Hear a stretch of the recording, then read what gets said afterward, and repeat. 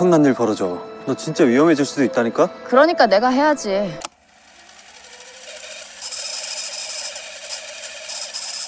Halo semua, selamat datang kembali di Sebelah Mata, channel yang mengulas kisah menarik yang dilihat dari sisi lain. Di video kali ini, kita ingin mengulas mengenai sejarah perpecahan Korea Selatan dengan Korea Utara, serta peta kekuatan militer yang dimiliki kedua negara tersebut yang diulas di Global Firepower. Oke, tanpa basa-basi, mari kita ulas.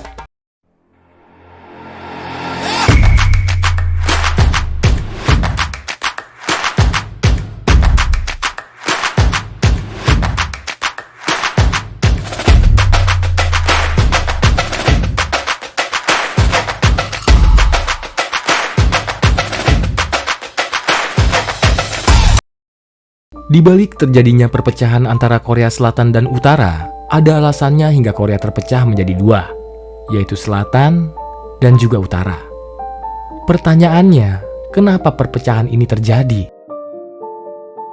Singkatnya, perpecahan Korea Selatan dan Utara bermula dari kekalahan Jepang di Perang Dunia II yang terjadi pada tahun 1945. Dampak dari penjajahan yang berakhir dengan kekalahan Jepang ini membuat Korea dibagi menjadi dua, dipisahkan oleh sebuah perbatasan yang kini dikenal dengan DMZ atau Zona Demilitarisasi Paralel Utara ke-38 mengikuti persetujuan dengan PBB. Sejak saat itu, wilayah utara diatur oleh Uni Soviet, sementara bagian selatan di bawah pengawasan Amerika Serikat. Pada Agustus 1945, tentara Soviet membentuk apa yang disebut Otoritas Sipil Soviet yang akan memerintah sementara hingga sebuah rezim domestik yang bersahabat dengan Uni Soviet dibentuk. Agenda utama untuk menyatukan kembali Korea hadir pada tahun 1949 atau 1 tahun setelah mundurnya tentara Soviet. Tapi sayang, konsolidasi rezim Syngman-rhee di selatan dengan dukungan militer Amerika Serikat dan penekanan pemberontakan pada Oktober 1948 mengakhiri harapan bahwa Korea dapat disatukan kembali.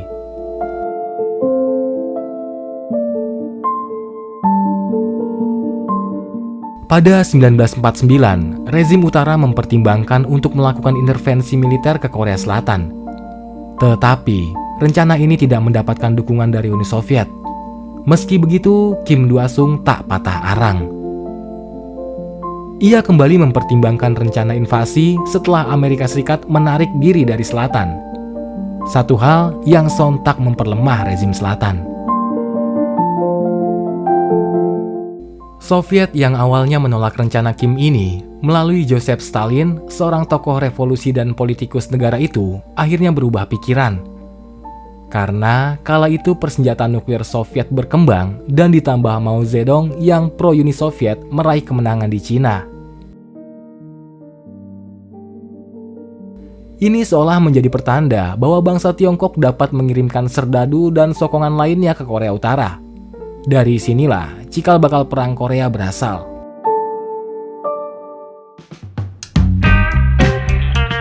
Pecahnya Perang Korea. Perang Korea adalah perang antara Korea Utara dan Korea Selatan yang dimulai pada 25 Juni 1950. Ini bermula dari konflik perbatasan pada paralel utara ke-38 zona demilitarisasi dan upaya negosiasi yang gagal antara kedua kubu Korea untuk kembali bersatu.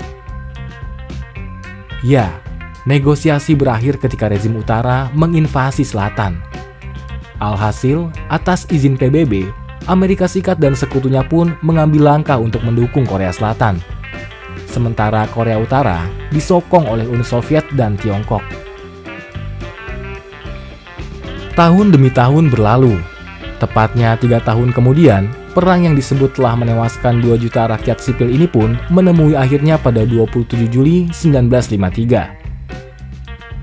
Itu ditandai dengan ditandatanganinya persetujuan gencatan senjata antara Amerika Serikat, Republik Rakyat Cina, dan Korea Utara.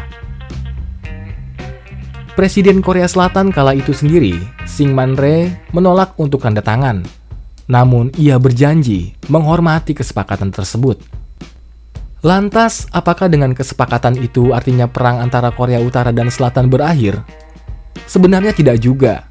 Secara teknis, kedua Korea masih dalam keadaan perang. bahkan sampai sekarang.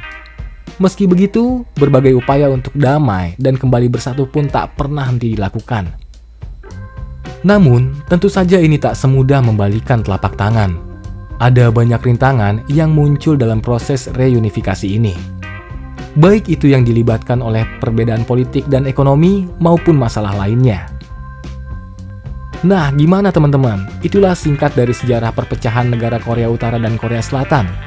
Namun bagaimana bila kedua negara tetangga itu berselisih ya? Bagaimana peta kekuatan militer keduanya?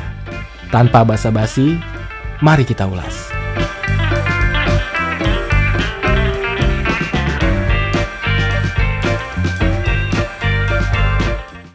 Diulas di Global Firepower, berdasarkan peringkat total tenaga militer aktif yang tersedia menurut negara, dari tertinggi hingga terendah. Peringkat Global Firepower ini menggunakan lebih dari 50 faktor individu untuk menentukan skor power index suatu negara dengan kategori mulai dari kekuatan militer dan keuangan hingga kemampuan logistik dan geografi. Dengan catatan, tanpa memperhitungkan kemampuan nuklir negara tersebut. Korea Utara tercatat masuk ke dalam urutan ke-30 di dunia. Sebelumnya, disusul oleh Thailand, Vietnam, Yunani, dan Afrika Selatan.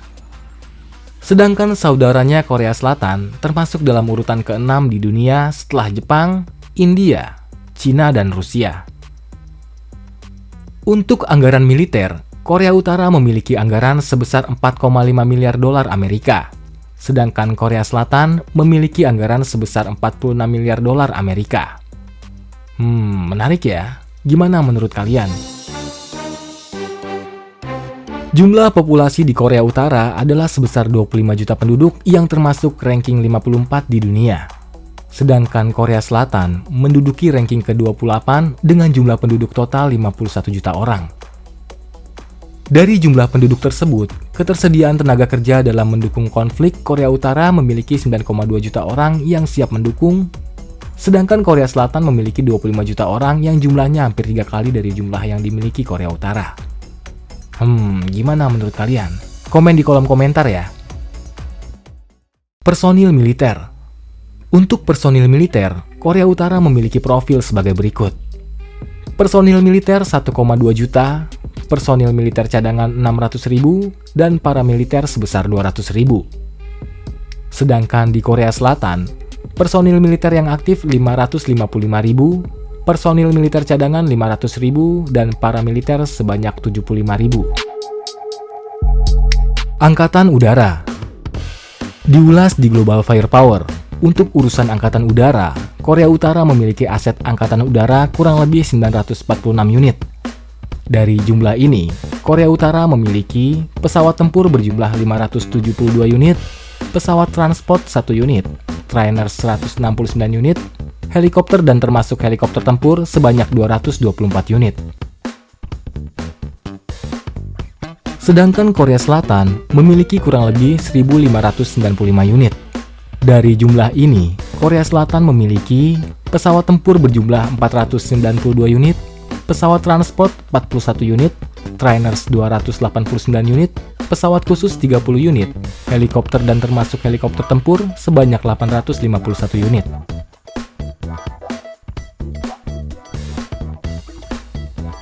Untuk pesawat tempur, kedua negara memiliki beberapa pesawat unggulan.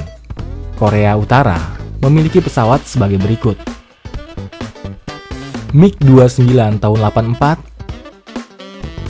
Chengdu J-7 tahun 80, MiG-23 tahun 70, Sukhoi Su-17 20 dan 22 tahun 70.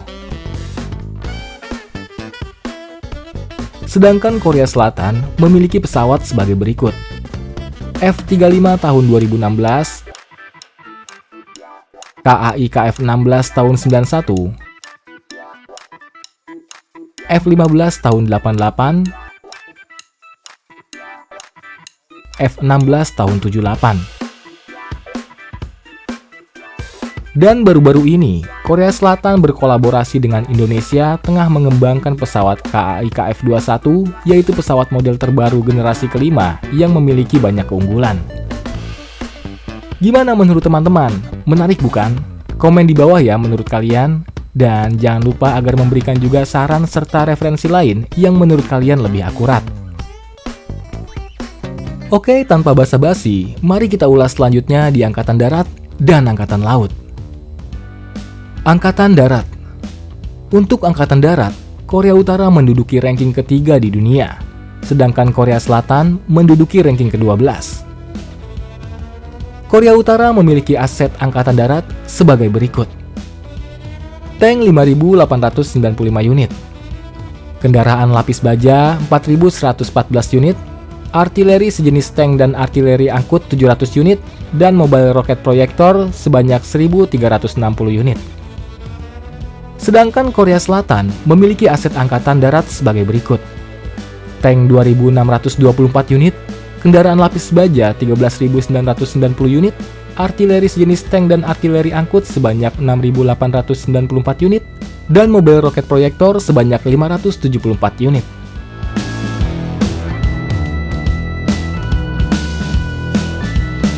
Angkatan Laut. Untuk urusan Angkatan Laut, Korea Utara termasuk dalam peringkat keempat di dunia, sedangkan Korea Selatan masuk dalam peringkat 13. Korea Utara memiliki total aset sebanyak 450 unit, kapal selam 35 unit, frigates 5 unit, mine warfare 10 unit, kapal patrol 200 unit.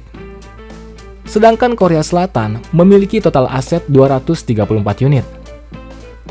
Helikopter carrier 2 unit, destroyer 12 unit, kapal selam 22 unit, frigates 18 unit, corvette 11 unit, kapal patrol 111 unit, mine warfare 13 unit.